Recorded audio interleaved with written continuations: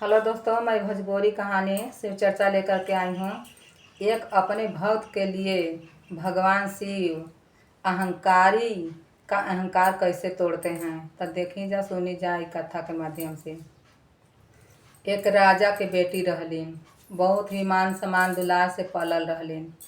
जब 16-17 साल के युवा अवस्था में भैलीन त राजा महाराज वर कन्या बदे ढूंढे लगलन। तो वर कन्या बदे ढूंढे लगलन तो उनके बेटी के विवाह के पता चलल, बतौलन जा नाऊ बारी लेके संदेशा गइलन जा, कहता राजा साहेब आपके बेटी के बियाह के योग लिखल बा, लेकिन बड़ी जुएड़ी नशेड़ी गंजेड़ी भंगेड़ी है आदमी। तो वो राजा साहेब कहता ठीक बा, जौन उनके किस्मत में होई तवन होई, विधि विधान के बदल सकत बा। कहता ठीक बा, हम बियाह कर लेब। तब अब बेटी सुनलिन महाराज के, वो बहुत बड़ा शिव भक्त रहलिन। अपने मन राजा साहब पहले घर में ही मंदिर बनावत रहलन जा, छोटा सा मंदिर रहे, वही में अपन पूजा पाठ करता। शिव जी के मंदिर रहे, वही मंदिर में शिव जी के बैठले रहलिन, छोटा सा मूर्ति धले रही, वही में गौरा पार्वती रहलिन। जाके उनके चरण पकड़ के खूब रोवे लगलिन, खूब भभूका फाड़ फाड़ के रोवत बाइन। कहता कि मन में सोचत बाई, माई अब हम का करी, नशेड़ी गंजेड़ी भंगेड़ी के साथ शादी कैसे होई। और ओकर एके सपना रहे राजा के, जौन नशेड़ी रहे राजा के बेटा, कहे कि रोज 5 जूता मारब तबे वो लड़की से विवाह करब, जौन लड़की सही वही से विवाह करब। तो कहलन कि राजा साहब ठीक बाटे। तो लड़की रोवत बाइन गिड़गिड़ार बाइन, मन में सोचत बाइन। तो माई प्रगट भैलिन। जब माता जी प्रगट भैलिन, कहथिन बेटी काहे परेशान बाड़ू, पिताजी से कह द जाके शादी के तैयारी करें, हम तोहरे साथ बानी, हम तार साथ कबो ना छोड़ब, जिंदगी भर हमें तोहरे साथ रहलब। तो उनके सांत्वना मिलल कि माता हमारे साथ बाई। जाके पिताजी से भाई गम में रहली, कहली कि पिताजी अब कुछ बोलत नहीं, जाके चुपचाप बैठली। तो कहली बेटी हमारे प्रस्ताव से तू राजी बाड़ू ना, शादी के दिन तय कैले बाई। कहली जी पिताजी। तो शादी ब्याह कैलन राजा साहेब, लड़की गलिन अपने घरे। जब घरे जात बाइन तो राजा साहब के बेटा बवन जा गइलिन। तो सब मेहमान उहमान चल गइलन। सुबह समय जब होला भोज हो, तो जब जब देवे जातिन खाना, तो निकाल के जूता स्टार्ट करके लेके आवत मारे खातिर। तो अब का भइल, अब रानी देख के चकित हो गइलिन, बेहोश हो गइलिन। फिर आके बैठ गइलिन। फिर उनके जब होश आवत बा तो देखत मैया पार्वती, ई तो हमार भक्त बड़ी परेशान बाइन। तो उनकरे जोड़ा में रानी के बेटिया जौन आई रहलिन, उनकरे जोड़ा में उनकरे श्रृंगार करके, उनकर कपड़ा लत्ता पहिर के कुल खाना सजावल रहे। वही मैया जी गौरा मैया लेके गइलिन उनके कहीं खाना लेही, स्वामी खा लेही खाना। जब देत बन खाना तो फिर निकालत जूता मारे खातिर। जब जूता मारत बा तो फट से जूता हाथ से पकड़ लेलिन। कहलिन कि अभी हम आपके यहाँ शादी करके आइल बानी, आप हमके कुछ नहीं दे दें जाई। अगर आपके हमके जूता मारे के 5 जूता मारब आ तबे आप खाना खाई, तो हमार एक ठे शर्त बा, ई शर्त अगर पूरा कर देब अगर, तब हम 5 जूता रोज खाई। कहलन कि बतावा का शर्त बाटे। कुल गौरा मैया कहत बाइन। तो कहलन का शर्त बाटे बतावा। तो कहते कि हमारा के एक ठे ठगपुर के ठगैया साड़ी ले आ देही। तो कहत बस अतने बात। तो रानी मैया जी रानी के भेष में बाइन। तो मैया जी उनके 300 रुपया 400 रुपया देलिन, और कहलिन कि जाई ठगैयापुर से ठगैया साड़ी हमारा के ले आ दही। तो कहलन कि राजा साहब ठीक बा, आ जब आई तो साड़ी लेके ही आई घर में। तो कहलन ठीक बा। तब वो राजा साहब बहरे से बहरे चल गलन। अब मैया गौरा घर में आकर अपन मूर्ति में छिप गइलिन। तो रानी के होश आवत बा। फिर कहते उठत कि माता हम तो महारानी महाराज के खाना ना दे पानी, का भई बड़ा भारी अनर्थ हो गइल, का करी। तो कहते बेटी चिंता मत करा। तो कहते कि माता कहाँ बाड़न। तो गइलन वो ठगपुर के साड़ी ले आवे बदे, शर्त रखले रही हई। तब जब आपके तोहरे बदे साड़ी लेके अइहन तबे तोहरा के 5 जूता मरीहन। तो कहलतन कि तो माता अब का करी। कहीं ठीक बा, तू आराम से खा पिया, गइलन राजा मौज करिहन अपन आराम से। जब हो जाई पैसा कौड़ी तो ठगपुर के साड़ी लेके अइहन अब ठगपुर गइलन वहाँ के पता चली, तब वहाँ से लेके साड़ी अइहन, तब 5 जूता मरिहन, तब खइहन। तो कहली माता के हुकुम अपने सराखों पर रख के प्रणाम कैली, अपन कारोबार शुरू कर देली, करे धरे लगली। कुछ दिन बीतल, समय गुजरल जाता। राजा साहब के पता ठिकाना नइखे लागत। तब पूछत आइन माता से, हे माता, राजा साहब कहिया के गइल बाड़न, अभी तक उनका संदेशा ना आइल, कब अइहन, का होई, कहाँ गइल बाड़न। तो मन में सोचत बाई माता के सुमिरन करके। तो उनके मन में ख्याल आइल, राजा साहब उनके अपने बेटी के पहले ज़माना में हाथी घोड़ा तोता मैना सब लौड़ी उड़ी सब देत रहलन जा। एगो तोता भी आयल है, कबूतर जौन के संदेशा ले जात रहलन। तब कबूतर में गला में चिट्ठी डाल के लिख के उनके पहिरा देली माला। कहली जा पता कर कबूतर, महाराज कहाँ बावन, कैसे बावन, का करत हवन इस समय। त यहाँ से अब यहाँ की कहानी यहीं रह दही। अब महाराज वहाँ जब गइल बन रास्ता में, त रास्ता में जब गइल बन त देखा तन कि जात रास्ता में गइलन त एक ठे आन्हरा बा, एक ठे बहरा बा, एक ठे लुल्हा बा, एक ठे लंगड़ा बाटे। तो कहत एक गरियावत वसन, कहत वसन के अरे तोर बाप हमारे एगो पैर ले गइल बा, पैर दे और पैसा दे। तो पैर देलन, पैसा देलन राजा साहब।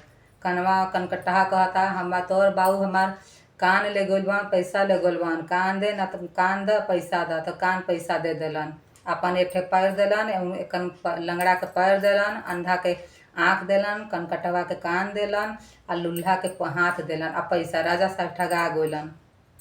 चल गइलन वहाँ कहीं एक जगह खूब जंगल झाड़ी में, वहाँ कल्हू नधाइल बा, खूब कल्हू नधाइल बा। मार उमन बैल वैल कुल आदमी मशीन, आदमी से भी तेल पेर के निकलता। आलूए आदमी बन के बैल कल्हू पेरतवन, आ तेल निकलता, बेचाता। छोटा सा बस्ती बाटे कुछ दूरी में। आ गइलन वहाँ तो कहतन हमरा के महाराज, हमरा के नौकर राख लीही, हमरा के काम के बहुत ज़रूरत बाटे, हमरा के यहाँ से कुछ कपड़ा लत्ता लेके जाएगो महारानी बदे, हम आइल बानी यहाँ ठगाई गनी, कुछ यहाँ के बारे में जानकारी नइखे। तो कहतन के ठीक बाटे, हम तहरा के नौकर रख लेत बाई, लेकिन एके शर्त पर। अब उ शर्त रख देलन, कहलन ठीक बाटे। अब उनकरा के 6 ठे कौड़ी लेलन, गला में 6 कौड़ी बांध देलन, 6 कौड़ी नाम ध देलन, काने में 6 कौड़ी पहिरा देलन, नाके में 6 कौड़ी पहिरा देलन, माथे चंडी में 6 कौड़ी पहिरा देलन, हाथे में 6 कौड़ी बांध देलन, पैरे में 6 कौड़ी बांध देलन, गला में 6 कौड़ी बांध देलन। आ 6 कौड़ी सब दुनिया उनके कहे लागल।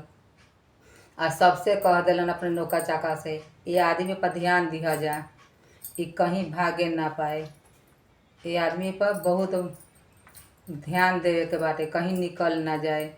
तो कहता महाराज के कुल ही सेना वना कुल के, जी महाराज हमनी के ध्यान दे जा। आदि उनके कल्हू में बैल बना के, उनके नेटी में बांध के, हर नाद बना के, अथी पगहा उनके खूब चलावल जा, सरसों डलाए पेराए निकलाए, आ दिन भर काम करे, रात का थक जाए। आ ना उनके पास पैसा जोड़ी न सरे रहबे कलन, जौने दें बस खाए पिए उड़ा दे, खत्म। पैसा होबे ना करे के लेके घरे आवे। आ उधर से कबूतर छूटल बवन, वहाँ से कबूतर छूटल बवन। तो देखा तन अइलन, तो देखा तन महाराज के तो बुरा स्थिति बा, फटल चीटल कपड़ा कुल, हाथ में नेटी में गला, कपार उपार, मोछा दाढ़ी बाल बढ़ल आ लेके देखा तन। तो महाराज तो इहे बाड़न, इनका तो बुरा हाल भइल बा। तो चिट्ठी गिरा देलन, उनका भिरिया के बैठ गइलन कंधा पर जब बैठा तवन तो देखा तन कबूतर, जरूर महारानी संदेशा भेजले बाइन। तो जब कबूतर के उतारा तवन, कहतन का समाचार बा, गला में से जब निकाला तवन तो चिट्ठी पढ़ा तवन। तो वहाँ से चिट्ठी भेजलन कि हम आवे लायक नहीं, कि हमारे पास कुछ नहीं खे, हम सब कुछ पैसा कौड़ी ख़त्म हो गइल बाटे। कबूतर गला में डाल देलन। तो महारानी पढ़लीन। महारानी जब पढ़त बाइन तो देखत बाइन कि अब का करी। तो महाराज कहतन कि हे मन, अब हम ही चली महाराज के खोज खबर लेवे। अब महाराज आ ना पहिन, जब से जाइम न तब से गइलन साड़ी लेवे, ठगैया साड़ी में ठगाई गइलन, रह गइलन बहरही।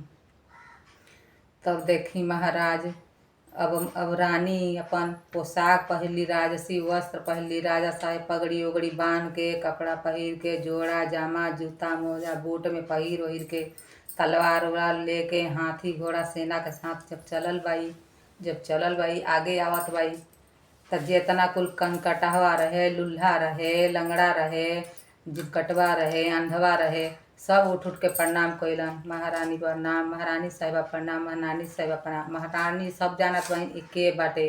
उहाँ गइलन त उहाँ सबके प्रणाम कइली महारानी। उहो अपन प्रणाम कइलन, उहो आशीर्वाद देलन जा। लेकिन ना राजा समझलन ना इहवा के लोग समझलन। आ जेतना भी पैसा रहे कुल वापस कर देलन जा। जेतना कान रहे उ राजा साहब कटले रहन जा, कान ले लेलन। कान महारानी ले लेलिन इ चारों लोग से। हाथ ले लेली, पैर ले लेली, आँख ले लेली, जीभ ले लेली। वहाँ गइलीन तो देखत त महाराज तो बड़ा बुरा स्थिति में बावन। तो महाराज कहत उनका से अब बात विचार होखे लगल। हमहू काम पर आइल बानी, रानी बोलत बाइन, आप कहिया से बानी? तो कहतन का बताई महाराज, हम तो बहुत दिन से बाई। तो कहतन आप कहीं आनी हैं, आपू आइल बानी फंस जाई, बड़ी ठगहा देश है, ठगा जी आदमी। अपने बाल बच्चा के घरे ना, हम हैसन हैसन स्थिति में फंस गई। हम रानी के ना समझनी, 5 जूता मारे के कारण हम आज हमारी स्थिति खराब बा। कहाँ हम रहती तो हमके पाँचों प्रकार 5 बार हमके लेके पूजा करत रही हैं रानी। आ हमके यहाँ आके हम उनकर वैल्यू आज हम जानत बानी। इहे कहाला लिखी के लेख कोई नहीं के बदल सकत। होगडंगी बा हम होगे बदे आए गनी। तब महाराज महारानी के ही बतावतन, महाराज के अथी में बाई। तो कहतन कि ठीक बा आप घर जाइल चाहत बाई? महाराज पूछत हैं रानी। तो कहते हैं कि हाँ हम जाइल चाहत बानी, लेकिन पैसा कौड़ी नहीं खे। तो कहते ठीक बा हम दे तो ले ले। कहते हाँ का फिर सोचत हूँ मन में ली ना ली कर्जा कैसे नहीं। कहते ले ली, हम कर्जा मत समझाओ, हम एक अनजान व्यक्ति समझ के चाहे अपन व्यक्ति समझ के अपन जो समझ के ले ले दे दे, हम कर्जा नहीं खी देत। कहता हूँ ठीक बा, बड़ी आपके एहसानमंद होई। ता का कहीं के गोइलन उनका के नाव कहीं लेके मार्केट गइली, नाव कहीं बार और बनवली, कटवली, छटवली, छकौड़ी गला में के, नेटी में के, कान में के, चुंडी में के, हाथे के, पैरे के सब निकाल के झोला में बोरा में बांध लेली। आ वहाँ के कुल हाथ होत कटहा कुल भइल बा, तब लुल्हा लुल्हा के कुल कुल भर लेली।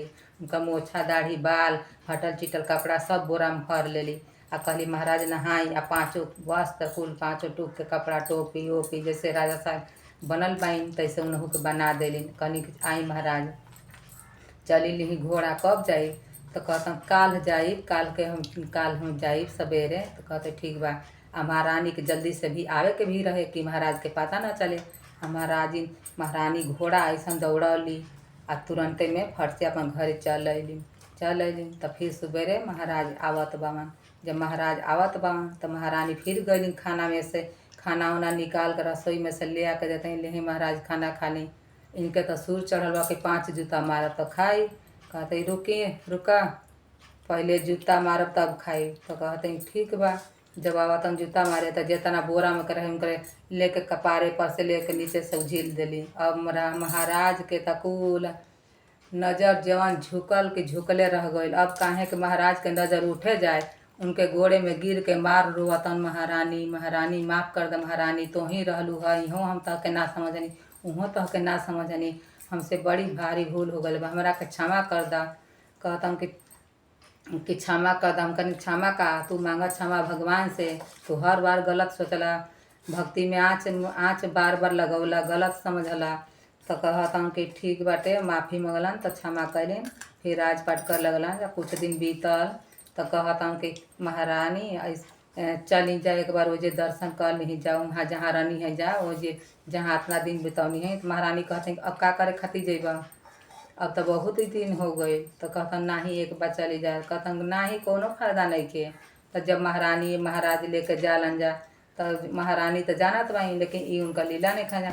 उ जौन भी बस्ती रहे, जौन कनकटहा जीव कटहा लुल्हा लंगड़ा रहलन, सब भगवान जी के भोलेनाथ के कुल सेना चपाटी कुल रहलन, दानव मानव कुल रहलन। और शमशान पर भगवान स्वयं अपने भक्त के परीक्षा ले बदे उनके मान सम्मान पर आँच न जाए जाना। तो उनके हमारा भक्त वहाँ से आई, यहाँ भी होकर अत्याचार से या आदमी से बच ना पाई। अगर पता चल जाई तो अलन तो गैलन तो प्रणाम करनी, प्रभु प्रणाम। तो कहतन कि आप तू प्रणाम के करत हो? तो कहतन महाराज कि आप नइखा जानत। महाराज पूछतन कि तू नइखा देखत। महारानी कहत बाइन तो कहतन कि ना हम नइखी देख पावत।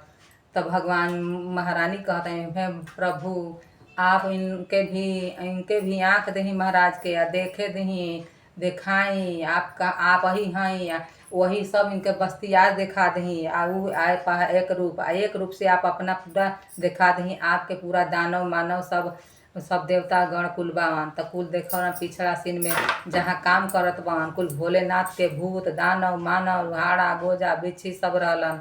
आ वहाँ जौन कनकटहा मनकटहा कुल नंदा नंदी कुल बैठल हन उनका भृंगी उनगी कुल बैठल बावन।